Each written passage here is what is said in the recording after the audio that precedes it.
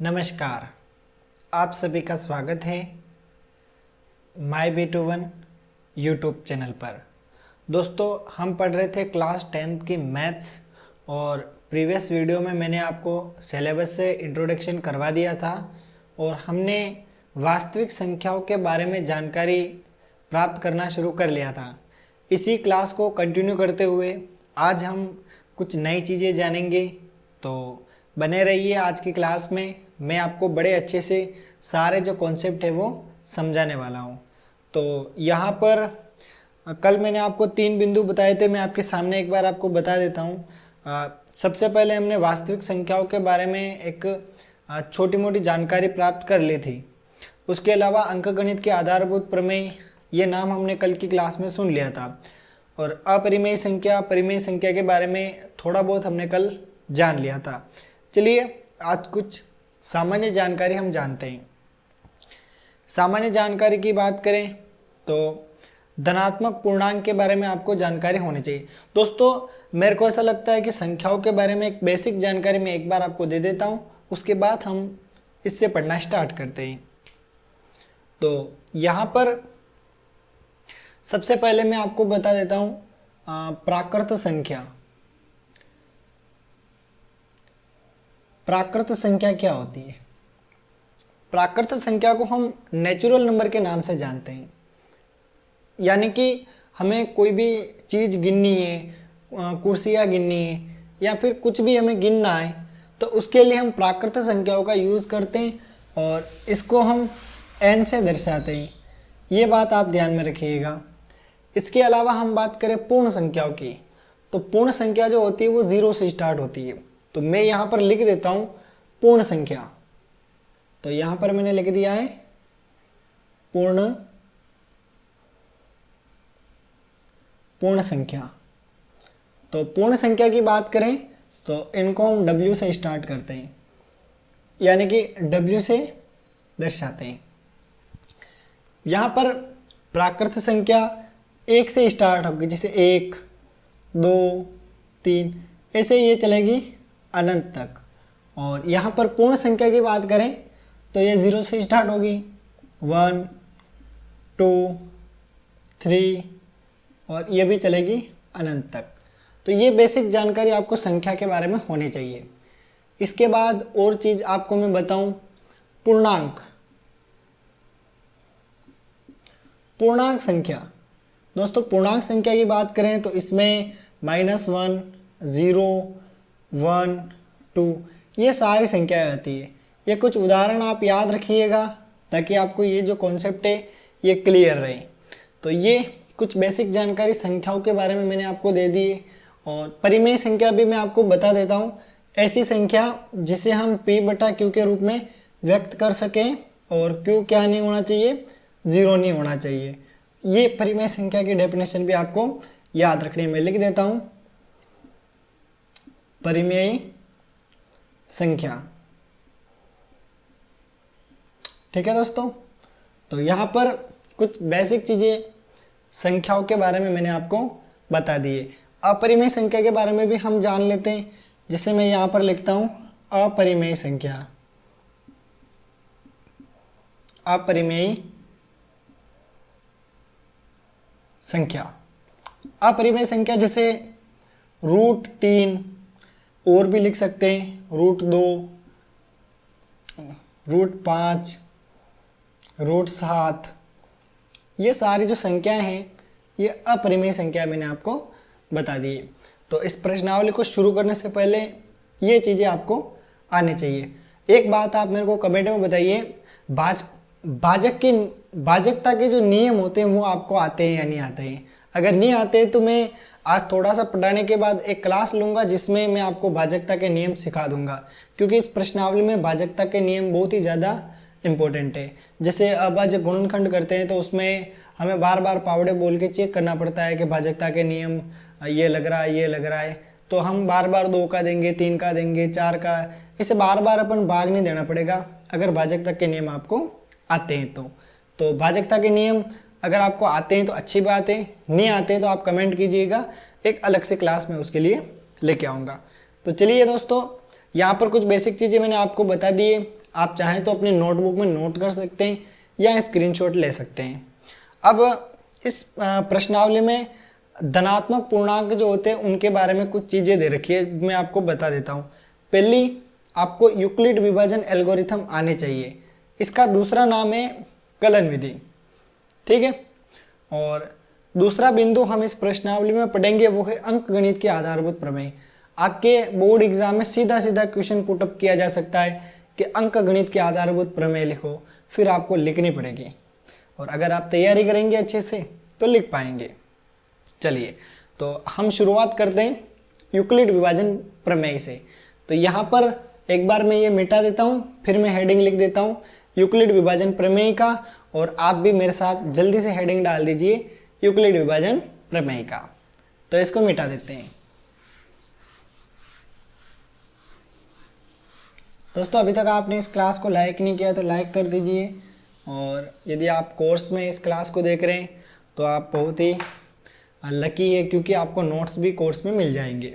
समझ गए मेरी बात? दोस्तों वेबसाइट पर मैंने क्लास 10th का मैथ्स का कोर्स भी डाल रखा है। बहुत सारे स्टूडेंट इन क्लासों को कोर्स में एक्सेस करते हैं। वहाँ पर उनको सारे कुछ इस तरीके से ये जो नोट्स है हैंड रिटन नोट्स उनको मिल जाते हैं, और कुछ प्रैक्टिस सेट भी मैं डालता हूँ। पुराने पेपर भी मैं वहाँ पर बच्चों के लिए ऐड करूँगा। तो आप चाहें तो हमारा कोर्स भी इनरोल कर सकते हैं, डिस्क्रिप्शन में आपको लिंक मिल जाएगा। ठीक है दोस्तों, तो अब आप हेडिंग डालिए यूक्लिड विभाजन प्रमेय। तो यहाँ पर मैं हेडिंग डाल देता हूँ यूक्लिड विभाजन, यूक्लिड विभाजन प्रमेय। बिल्कुल इस तरीके से आपको हेडिंग डाल देनी है यूक्लिड विभाजन प्रमेय। तो यहाँ पर आपको नहीं दिख रहा है, मैं थोड़ा सा नीचे लिख देता हूँ ना, क्योंकि अगर आपको दिखेगा नहीं तो आप लिख नहीं पाएंगे।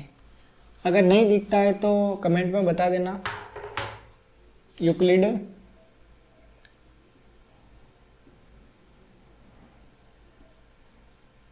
विभाजन प्रमेय। अब आपको दिख रहा होगा मेरे हिसाब से, मैंने थोड़ा सा नीचे लिख दिया है। दोस्तों लाइन थोड़ी टेढ़ी मेढ़ी हो जाती है तो उससे आपको कोई दिक्कत नहीं होनी चाहिए, क्योंकि हमें गणित सीखनी है बस। आप जितनी ज़्यादा गणित की प्रैक्टिस करेंगे उतने एक्सपर्ट बनेंगे। दोस्तों अगर सरल भाषा में इस प्रमेय को मैं आपको सिखाऊं बिल्कुल चुटकी में, तो आप ऐसे इसको समझ सकते हैं जैसे मैंने यहाँ पर लिखा 10, ठीक है। अब अगर आपको कोई बोलता है कि भैया 10 में आप 2 का भाग दीजिए, तो दे दें। तो यहाँ पर मैं कुछ इस तरीके से भाग का सिंबल बनाऊंगा, यहाँ पर लिखूंगा 2। आप 2 का पावड़ा बोलना है, बोलो 2 एकम 2, 2 दूनी 4, 2 तिया 6, 2 चौके 8, 2 पंजे 10। तो ये 2 पंजे क्या आ गया 10, यहाँ पर क्या आ गया 0 0। आई बात समझ में? इसको हम कहते हैं, इसको हम कहते हैं, इसको भी हम कहते हैं और इसको भी हम कहते हैं, यानी इन सबको कुछ न कुछ हम कहते हैं। समझ गए? तो क्या कहते हैं वो लिख लेते हैं। इसको कहते हैं शेषफल। क्या कहते हैं? शेषफल, ठीक है। और इसको कहते हैं 10 को भाज्य। क्या कहते हैं? 10 को क्या कहते हैं? भाज्य। और 5 को कहते हैं भागफल। क्या कहते हैं? भागफल। और इसको 2 को क्या कहते हैं? भाजक, यानी जिसका भाग दिया जा रहा है, भाजक। आई थिंक ये मामला आपको समझ में आ गया होगा। अगर आपसे मैं प्रश्न पूछूं कि इसमें आपको शेषफल बताना है तो आप क्या बताएंगे? 0। इसमें मैं आपको पूछूं भागफल बताओ तो आप क्या बताएंगे? 5। और इसमें मैं पूछूं भाज्य कौन सा है तो आप बताएंगे 10। और इसमें मैं पूछूं भाजक कौन सा है तो आप बताएंगे 2। तो ये एक छोटा सा कॉन्सेप्ट है, इसको आप उतार सकते हैं। और यहाँ पर एक चीज़ मैं साथ ही लिख देता हूँ। यहाँ पर मैं लिखूँगा इसको A, इसको लिखूँगा B, इसको लिखूँगा Q, और इसको लिखूँगा छोटा वाला R, छोटा वाला R। देखो बड़ा आसान है। मैंने लिखा है A, इधर लिखा है B, इधर लिखा है Q, और इधर लिखा है R। तो सबसे पहले मैं एक काम करता हूँ, A को यहाँ पे लिख देता हूँ अलग से। ये मैंने लिख दिया A। फिर मैं लिखता हूँ बराबर का निशान लगाता हूँ, लगा दूँ, ठीक है। A लिखने के बाद मैं एक काम करता हूँ, बी को लिखता हूँ, किसको लिखता हूँ, बी को, फिर मैं लिखता हूँ क्यू को, प्लस लगा के लिख देता हूँ आर। यही है आपकी यूक्लिड विभाजन प्रमेय का। अब इस तरीके से अपन क्या कर सकते हैं, बहुत सारे सवालों को हल कर सकते हैं। तो यहाँ पर एक बार ए का मान बताओ 10, तो ए का मान मैं लिख देता हूँ 10, बड़ा आसान है, ये ए और ये 10। और बी का मान बताओ, बी कहाँ है, बी ये रहा, बी का मान कितना है 2, तो यहाँ पर मैं बराबर करके लिख देता हूँ 2। अब इसका गुणा होगा, बीच में गुणे का निशान है, बीच इन दोनों के बीच गुणा होगा, है ना, बी और क्यू के बीच। तो यहाँ पर 2 का गुणा क्यू से करना है, तो ये 2 हो गया, 5 से करना है इसका मतलब। तो क्यू का मान मैंने लिख दिया 5, प्लस करके 0 लिख दूंगा। अब आप मेरे को बताओ कि 5 का पावड़ा 2 बार बोलेंगे तो कितना आएगा, 10 आएगा, प्लस 0 करेंगे तो भी 10 ही आएगा, बराबर का निशान 10, यानी 10 बराबर 10। आई होप आपको समझ आया होगा। ये है यूक्लिड विभाजन प्रमेय का, और मैंने आपको सिखा दिया है ए क्या है, भाज्य, बी क्या है, भाजक, क्यू क्या है, भागफल, और ये क्या है, शेषफल। कहने का मतलब ये है कि अगर अपन को भाज्य चाहिए, अगर अपन को भाज्य चाहिए, क्या चाहिए, भाज्य, तो अपन भाज्य प्राप्त करने के लिए क्या करेंगे, हम एक काम करेंगे, भाजक और इंटू भागफल करेंगे। क्या करेंगे, भाजक इंटू भागफल, और ये करने के बाद प्लस कर देंगे शेषफल। क्या कर देंगे, शेषफल। बस यही है आपकी यूक्लिड विभाजन प्रमेय का। अब ये मैंने आपको समझाने के लिए बताया है, ये समझ में नहीं आए तो कमेंट में बताना, एक बार और मैं आपको ये कॉन्सेप्ट सिखा देता हूँ। समझ गए, यूक्लिड विभाजन प्रमेय का मैं भाग आपको सिर्फ एक बार देना है, तो एक बार मैं इसको मिटा देता हूँ, आप चाहें तो स्क्रीनशॉट ले ले, बाद में लिख लेना। तो यहाँ पर मैं इसको मिटा देता हूँ। तो अब मैं आपको सिंपल और क्लियर तरीके से सिखा देता हूँ कि किस तरीके से हम यूक्लिड विभाजन प्रमेय का यूज़ करेंगे। तो यहाँ पर दोस्तों यूक्लिड विभाजन प्रमेय का मैंने बता दिया आपको। अगर आपको भाज्य चाहिए, क्या चाहिए, भाज्य, तो आप क्या करेंगे, भाजक इंटू क्या करेंगे, भागफल। क्या करेंगे, भागफल, और उसमें क्या जोड़ देंगे, शेषफल। उसमें आप क्या जोड़ देंगे दोस्तों, शेषफल जोड़ देंगे। तो भाज्य को मैंने किससे लिखा था, ए से, इसको बी से, इसको क्यू से, और इसको आर से। तो मैं ऐसी उम्मीद करता हूँ आपको समझ आया होगा। इसको हम और तरीके से लिख सकते हैं, ए बराबर बी क्यू प्लस आर, यानी कि ये वाला शॉर्टकट भी आप यूज़ कर सकते हो और ये वाला लॉन्ग कट भी आप यूज़ कर सकते हो। यूक्लिड विभाजन प्रमेय का जब भी आपको बोला जाता है लिखो, तो आपको ये लिख देना है या ये लिख देना है। आर का मतलब शेषफल होता है, क्यू का मतलब भागफल होता है, बी का मतलब भाजक होता है, ए का मतलब भाज्य होता है। समझ आया।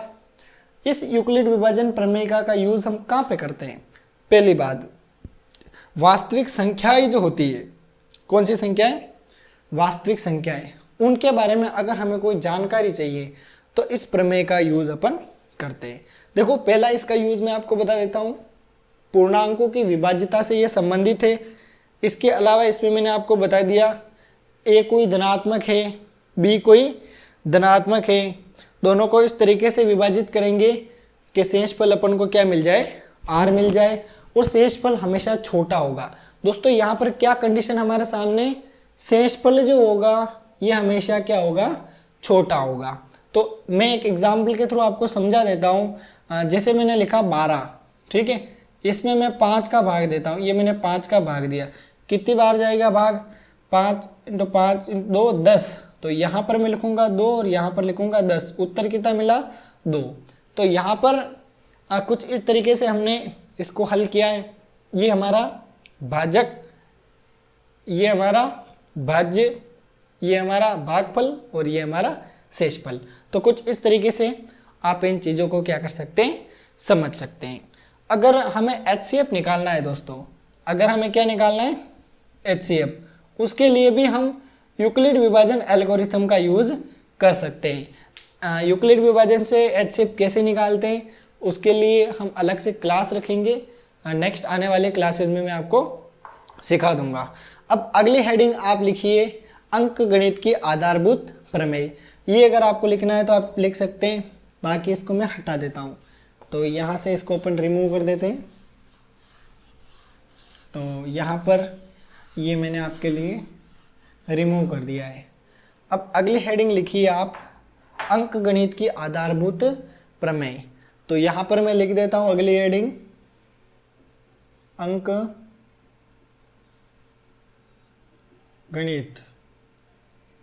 अंकगणित की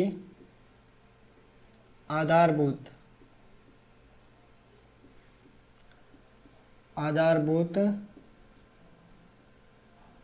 प्रमेय। तो ये मैं आपको पढ़ा देता हूँ। दोस्तों अंकगणित की आधारभूत प्रमेय की बात करें तो यहाँ पर इसको अपन ऐसे समझ सकते हैं कि प्रत्येक भाज्य संख्या को एक अद्वितीय रूप से अभाज्य संख्याओं के गुणनफल के रूप में व्यक्त किया जा सकता है। पहले एग्जाम्पल फिर डेफिनेशन को दोबारा ट्राई करते हैं। यहाँ पर मैंने कोई भाज्य संख्या लिखी है, जैसे 4 एक भाज्य संख्या है, इसको मैं अभाज्य संख्या के रूप में व्यक्त कर सकता हूँ। बिल्कुल मैं लिखूंगा 2 × 2। तो यहाँ पर आप देखिए ये 2 भी अभाज्य संख्या है, ये 2 भी अभाज्य संख्या है, और यहाँ पर 4 जो क्या है भाज्य संख्या, यानी 4 को मैं इस रूप में भी क्या कर सकता हूँ लिख सकता हूँ। तो अंकगणित की आधारभूत प्रमेय आपको याद हो गई होगी। अंकगणित के आधारभूत प्रमेय क्या है? प्रत्येक भाज्य संख्या को अभाज्य संख्या के गुणनखंडों के रूप में व्यक्त किया जा सकता है। इससे आसान तरीके से आप इस प्रमेय को याद नहीं कर सकते हैं। सबसे आसान तरीका मैंने आपको बता दिया। एक और एग्जाम्पल बता देता हूँ। जैसे मैंने लिखा 6, तो इसको मैं लिख सकता हूँ 3 × 2। यहाँ पर 3 भी अभाज्य संख्या, 2 भी क्या है अभाज्य संख्या, लेकिन 6 क्या है भाज्य। यानी 6 को मैं किस रूप में लिख सकता हूँ? इस रूप में लिख सकता हूँ। बोलो मेरे साथ, अंकगणित की आधारभूत प्रमेय प्रत्येक भाज्य संख्या को अभाज्य संख्याओं के गुणनफल के रूप में क्या कर सकते हैं? व्यक्त कर सकते हैं। तो आई होप आपको याद हो गई होगी अंकगणित की आधारभूत प्रमेय। और अंकगणित की आधारभूत प्रमेय का उपयोग हम कहाँ पे करते हैं? √3 को, √5 को, इनकी अपरिमेयता सिद्ध करने में हम इसका यूज़ करते हैं। इसके अलावा हमें परिमेय संख्याओं का दशमलव प्रसार निकालना है, जैसे दशमलव प्रसार शांत है या अशांत, इन कंडीशन का कुछ पता करना है, तो भी हम किसका यूज़ करेंगे? अंकगणित की आधारभूत प्रमेय का यूज़ करेंगे। तो दोस्तों यहाँ तक आपको मेरी बात समझ में आ गई होगी।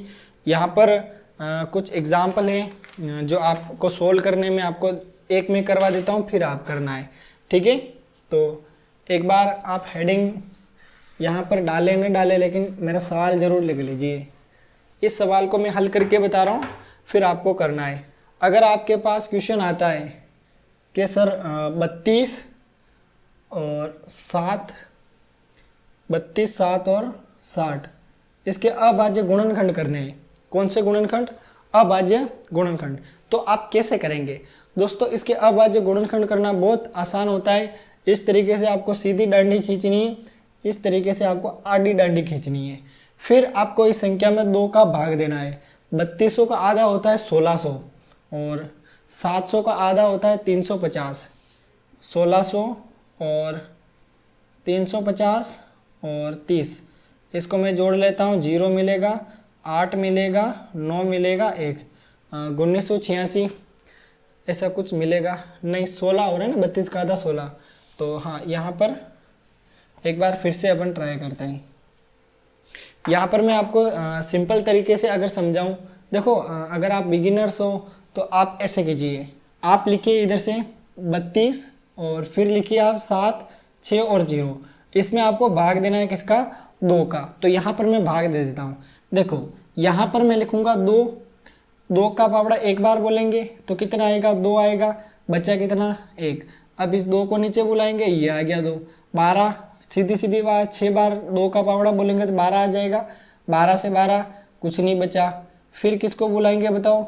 7 को बुला लेते हैं, ये आ गया 7। अब 7 आने के बाद देखो बोलो 2 का पावड़ा 3 बार बोलो। 2 एकम 2, 2 दूनी 6, 2 तिया 2 एकम 2, 2 दूनी 4, 2 तिया 6। तो 3 बार में कितना आ जाएगा बताओ? 6 आ जाएगा। कितना बचेगा? 1 बचेगा। अब किसको बुला लें? 6 को बुला लें। 16 हो गया। बोलो 8 बार बोलेंगे। कितनी बार? 8 बार। कितना आ जाएगा? 16 आ जाएगा। 16 में से 16 कुछ नहीं, 0 सीधा यहाँ उतार लो। 16 380। तो यहाँ पर मैं लिख देता हूँ 16 380। तो यहाँ पर मेरे पास वैल्यू आ चुकी है। इस रफ वर्क को मैं हटा देता हूँ। इस तरीके से भाग आपको देना आता होगा मेरे हिसाब से। और कभी कभी भाग देने में मिस्टेक हो जाती है तो आपको दोबारा कर लेना है। टीचर से भी मिस्टेक हो जाती है तो आप तो स्टूडेंट हैं। यहाँ पर मेरे को मिला है 16 380। तो एक बार फिर मैं इसमें 2 का भाग दूंगा और यहाँ पर मैं लिखूंगा 16 380। कुछ बच्चों को समझाना ज़रूरी होता है अच्छे से, ताकि उनकी कमजोरी को दूर किया जा सके। यहाँ पर मैं 2 का भाग दूंगा। यहाँ पर 16 में 8 बार और कितना आ जाएगा? 16 आ जाएगा। कुछ नहीं बचेगा। 3 को बुला लेंगे, 3 आ गया। 1 बार भाग जाएगा, 2 बचेगा। 1 8 को बुलाएंगे, 18 आएगा। 9 बार जाएगा, 18 पूरे पूरे आ जाएंगे। 0 सीधा लिख देंगे। तो 8190। तो मैं लिखूंगा 8190। इसमें भी 2 का भाग अपन देते हैं, रफ वर्क को हटा लेते हैं। तो कुछ इस तरीके से आप अपना काम कर सकते हैं। तो अब यहाँ पर अब आ जाए गुणनखंड की प्रोसेस में। हम लिखेंगे 8190। इसमें किसका भाग देंगे? 2 का भाग देंगे। तो कितनी बार बोलेंगे 2 का पावड़ा? 4 बार बोलेंगे तो 8 आ जाएगा। फिर यहाँ पर हम उतार लेते हैं 19 को 19। तो यहाँ पर आप मेरे को बताओ 9 बार बोलेंगे। 9 बार बोलेंगे तो कितना आ जाएगा? 18 आ जाएगा। 1 बचेगा, 0 को नीचे बुला लेंगे, ये 0 नीचे आ गया, 5 आ जाएगा। 495। कुछ इस तरीके से आंसर आ रहा है। तो यहाँ पर मैं लिख देता हूँ 495। यहाँ पर मैंने 2 का भाग दिया था। अब दोस्तों यहाँ पर 2 का भाग नहीं जाएगा, अब यहाँ पर भाग जाएगा 5 का। क्योंकि किसी संख्या के अंत में 5 या 0 होता है तो हम किसका भाग देते हैं? 5 का भाग देता है। अगर 3 का जा रहा है तो ट्राई कर सकते हैं। 9 और 4, 9 के बाद 10 11 12 13 14 15 16 17 18। हाँ 3 का भाग जा सकता है इसमें। ठीक है, तो यहाँ पर एक बार हम 3 का भाग दे देते हैं। तो 4 9 और 5 भाग तो सभी का जाता है, लेकिन पूरा पूरा भाग जाना चाहिए, ये बात ध्यान रखना। यहाँ पर मैं 2 का पावड़ा बोलूँगा 2 बार, कितना आएगा? 4। 9 को नीचे उतारेंगे, 4 बार बोलूँगा 8, 1 बचेगा। 5 को बुला लेंगे तो 15 में मेरे को नहीं लग रहा है कि भाग जाएगा। तो यहाँ पर शायद 3 का पूरा पूरा भाग नहीं जाएगा। तो यहाँ पर एक काम करते हैं अपन, एक बार दोबारा हम चेक कर लेते हैं हमने कहीं गलत तो नहीं किया है। तो 2 का पावड़ा 1 2 2 बेदू 4। तो 2 बार बोलेंगे तो 4 आएगा। 4 से 4 गया ख़त्म और हमने 9 को उतारा। और 4 बार बोलेंगे तो 8 आएगा, 1 बचेगा। 15 नहीं जा रहा है इसमें, है ना। तो हम एक बार 5 का भाग देके देखते हैं। तो यहाँ पर हम 5 का भाग देंगे। 3 का नहीं जा रहा है तो 5 का। तो 5 का भाग देने के लिए यहाँ पे मैं लिखूँगा 5, फिर मैं लिखूँगा 4 9 5।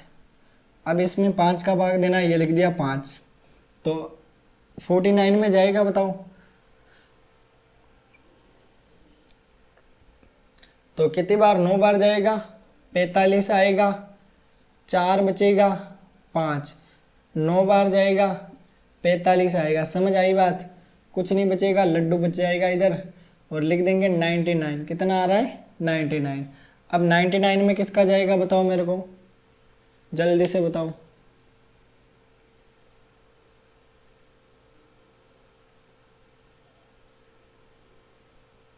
अच्छा, इसमें 3 का जा रहा है दोस्तों।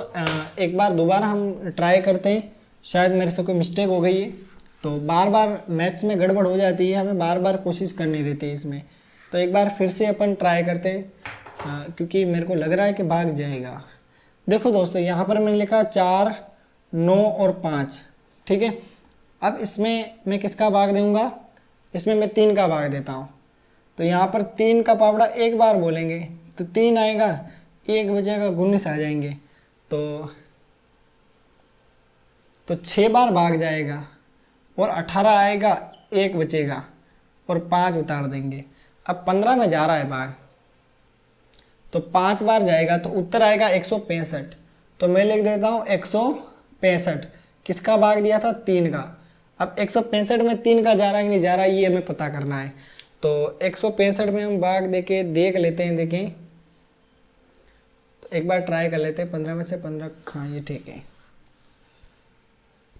अब 165 में देखो 6 और 1 7, 8 9 10 11 12, हाँ इसमें भी 3 का जाएगा। तो एक बार 3 का हम दे देते हैं। मैंने लिखा 165 और इसमें सबसे पहले लिखा 3 का। 5 बार जाएगा, कितना आएगा? 15, 1 बचेगा और 5, और ये भी कितनी बार जाएगा? 5। तो मेरे पास उत्तर कितना आ रहा है? 55 आ रहा है। तो यहाँ पर मैं लिख दूंगा 55। अब 55 में 3 का नहीं जाएगा दोस्तों, 55 में किसका जाएगा? आप बता सकते हैं 55 में किसका जाएगा? 55 में जाएगा 5 का। ठीक है, तो इस तरीके से 5 का भाग जाएगा और फिर अपन को आंसर कितने मिलेंगे? यहाँ पर मिलेंगे 11, फिर जाएगा 11 का। तो कुछ इस तरीके से हम अभाज्य गुणनखंड कर सकते हैं। ये मैंने आपको बेहतर तरीका सिखा दिया है। अब इसको अपन संख्याओं के रूप में व्यवस्थित लिख लेते हैं। तो मैं लिखूँगा 2 × 2 × 2 × 3 × 3 × 5। कुछ इस तरीके से आप इसको व्यक्त कर सकते हैं। और यहाँ पर एक और आ जाएगा 11। ठीक है, अब देखो यहाँ पर 3 बार 2 है ना, तो मैं लिख दूँ 2 की घात 3 इंटू 3 कितनी बार है? 2 बार है, तो मैं लिख दूँ 3 की घात 2 इंटू लिखूँगा 5 इंटू लिखूँगा 11। तो यहाँ पर फाइनल रिजल्ट में मेरे को मिल चुका है 2 की घात 3, 3 की घात 2, 5, 7 और 11। कुछ इस तरीके से हम क्या कर सकते हैं? अभाज्य गुणनखंड निकाल सकते हैं। समझ गए मेरी बात? तो आपको मैं क्वेश्चन देता हूँ, आपको करना है घर पे बैठ के। आप अपनी किताब की हेल्प ले सकते हैं और ये क्वेश्चन आप करके दिखाना। अगर आपसे नहीं होता है तो अगली क्लास में मैं आपको करके दिखाऊंगा। हाँ, कभी कभी मेरे से भी कोई गलती हो जाती है तो आप कमेंट बॉक्स में बता दिया करो, ताकि नेक्स्ट वीडियो में या लाइव सेशन होगा तो उसी समय हम उसको सही कर सकें। तो पहला क्वेश्चन मैं आपको देता हूँ 17 अभी क्लास के बाद आपको क्या करना है? इस क्वेश्चन को सोल्व करना है। Question number 1, question number 2। Question number 2 में देता हूँ आपको 53 13। आपको अभाज्य गुणनखंड करने हैं। ठीक है, क्वेश्चन नंबर 3, इसमें आपको 10 62 6 इसके भी अभाज्य गुणनखंड करने हैं। और क्वेश्चन नंबर 4, इसमें आपको 82 32 इसके अभाज्य गुणनखंड करने। और अंतिम क्वेश्चन है आपके पास 21 25 और 5 इसके भी आपको क्या करने? अभाज्य गुणनखंड करने हैं। तो यहाँ पर मैं हेडिंग लिख देता हूँ अभाज्य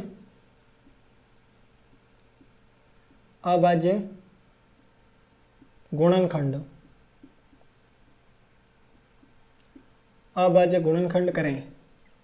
ठीक है, तो कुछ इस तरीके से आप इन क्वेश्चन को सोल्व कीजिएगा, मेरे को बताइएगा। और अगली क्लास में हम क्या करेंगे मैं आपको बता देता हूँ। अगली क्लास में हम अभाज्य गुणनखंड के कुछ विशेषताएं जानेंगे।